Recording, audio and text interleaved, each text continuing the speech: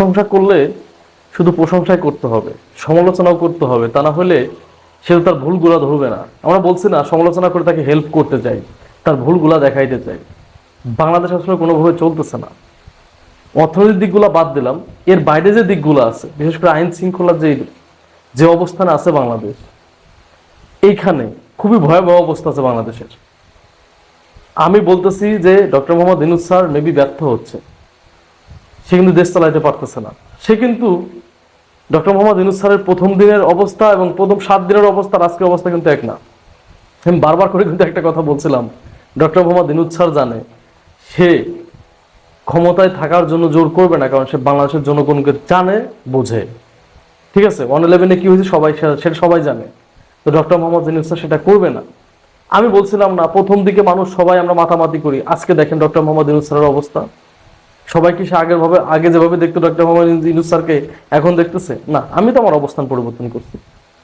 এখন বলতে পারেন কি জন্য অবস্থান পরিবর্তন করছি? শেখ হাসিনা যখন বিদেশে কোনো সফরে যাইতো এবং লাস্ট যে সফরটা ঘুরে আসলো, চায়না থেকে 150-200 তার নেতাকর্মী নিয়ে গেছিল চায়না সফরে। যদিও তার নেতাকর্মী নিজেদের খরচে গেছে, অনেকে আবার শেখ হাসিনাকে স্পন্সরও করছে, তারপরেও সে কিন্তু নিয়ে গেছিল। কিন্তু জাতিসংঘের যে অধিবেশন সে যাচ্ছে মাত্র 7 জন নিয়ে, এই 7 জনের ভিতর সে কোন প্রোটোকলে তার মেয়েকে নিল? এটা নিয়ে কিন্তু প্রশ্ন উঠছে। ডক্টর মোহাম্মদ ইউনূস স্যারের মেয়ে কিন্তু তার সাথে যাচ্ছে, কোন প্রোটোকলে? আমাকে বোঝান। তাহলে এটাও তো একটা প্রশ্ন উঠেই যায় যে আমি 300 জন নিলাম না, 7 জন নিলাম, কিন্তু আমার মেয়ে কেন এখানে জায়গা পেল? একটা প্রশ্ন থাকে কিন্তু। যাই হোক, আমার টপিক এটা না। আমার টপিক হয়েছে বাংলাদেশের যতগুলো উপদেষ্টা আছে, কোনো উপদেষ্টায় ঠিক মতো কাজ করতে পারতেছে না, কোনো উপদেষ্টায় কাজ করতে পারতেছে না। শিক্ষার্থী যে 2 জন নিছে, আমি তো ফার্স্টেই বলছিলাম ভাই, যাদের একটা পরিবার চালানোর যোগ্যতা নাই, মানে এখন পর্যন্ত পরিবার চালানোর অভিজ্ঞতা নাই, তারা একটা রাষ্ট্র দেশ কিভাবে পরিচালনা করবে? ফার্স্টে বলছিলাম না, আজকেও বলতেছি। ডক্টর মোহাম্মদ ইউনূস স্যারকে বলি, আপনারা জানেন 28 অক্টোবরের কথা কার কার মনে আছে? 28 অক্টোবরে একজন পুলিশ মারা যায়, কিন্তু বিএনপির যুবদলের কর্মীও মারা যায়। 28 অক্টোবরের ঘটনাকে কেন্দ্র করে সারা বাংলাদেশ থেকে 20 থেকে 25 হাজার নেতাকর্মী গ্রেপ্তার করছিল না?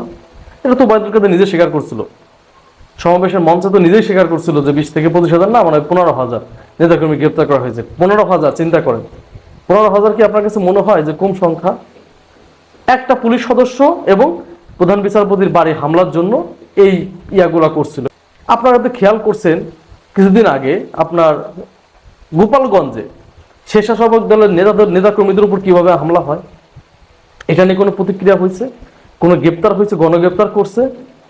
আর বাংলাদেশের যে দালাল টিভি চ্যানেলগুলো আছে না ভাই, তোমাদের হুঁশিয়ারি করতেছি, তোমরা শুধরাই নাও নিজেদের, নাহলে কিন্তু বাংলাদেশের জনগণের কাছ থেকে অতি দ্রুতই কিন্তু এখন কিন্তু ডক্টর মোহাম্মদ ইউনূসের সরকার, এখনই তোমরা শুধরাই নাও।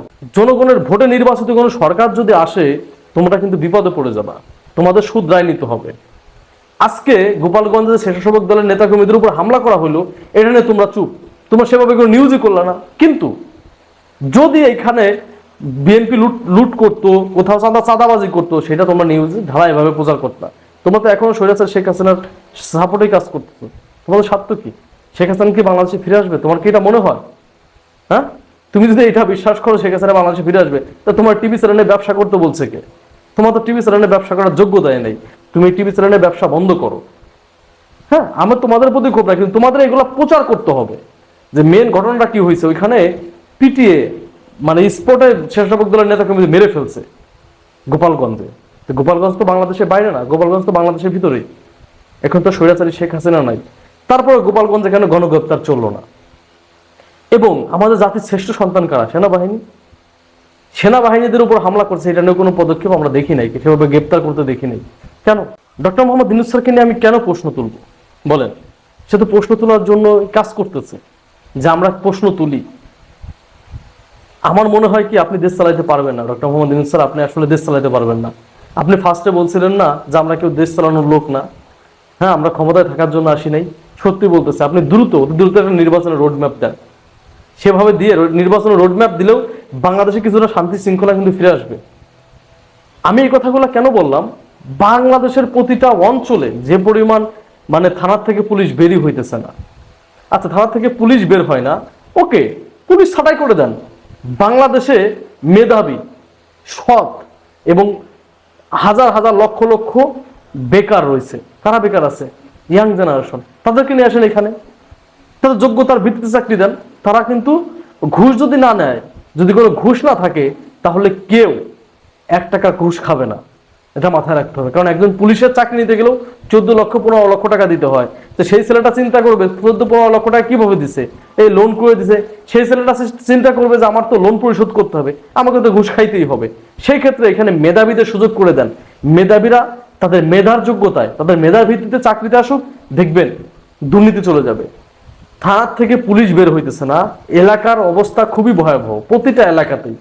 মানে যারা মাদক ব্যবসায়ী, তাদের উৎপাত বেড়ে গেছে সব জায়গাতেই মনে করেন যে একটা বিধিগ্রস্ত অবস্থা।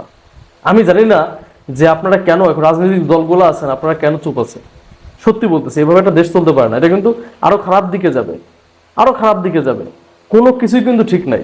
আপনারা মনে করতে পারেন যে ঠিক আছে, হ্যাঁ মানুষ এটাতে খুশি, কারণ মানুষ স্বাধীনভাবে কথা বলতে পারতেছে।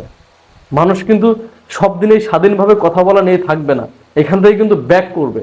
আজকে কিন্তু 1 মাস কয়দিন, 12-13 দিন হয়েছে। আজকে 1 মাস 12-13 দিনে বাংলাদেশের মানুষের, জনগণের যে মনের অবস্থা, এটা আপনারা বোঝার চেষ্টা করেন, তারা কোন অবস্থায় আছে। মানে কিন্তু পস্তাবেন আপনারা, সত্যি করে বলতেছি। বাংলাদেশের আইন শৃঙ্খলা ব্যবস্থাটা অতি দ্রুত ঠিক করেন, তা না হলে কিন্তু আজকে 1.5 মাসেও পারেন নাই, 1.5 মাসেও আইন শৃঙ্খলা ব্যবস্থাকে ঠিক করতে পারেন নাই। আমি জানি না আর কতদিন লাগবে। এভাবে চলতে থাকলে 1 মাস, তা বাংলাদেশের অবস্থা কিন্তু ভয়াবহ খারাপ দিকে চলে যাবে।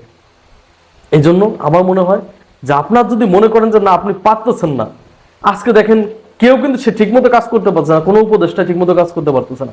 যদি না পারেন একটা নির্বাচনের রোডম্যাপ দেন না, নির্বাচন কমিশন ঠিক করেন, আর আইন শৃঙ্খলা বাহিনী এদেরকে একটু ঠিক করে একটা নির্বাচন রোডম্যাপ দেন, তাহলে দেখবেন বিশৃঙ্খলা একটু কমবে।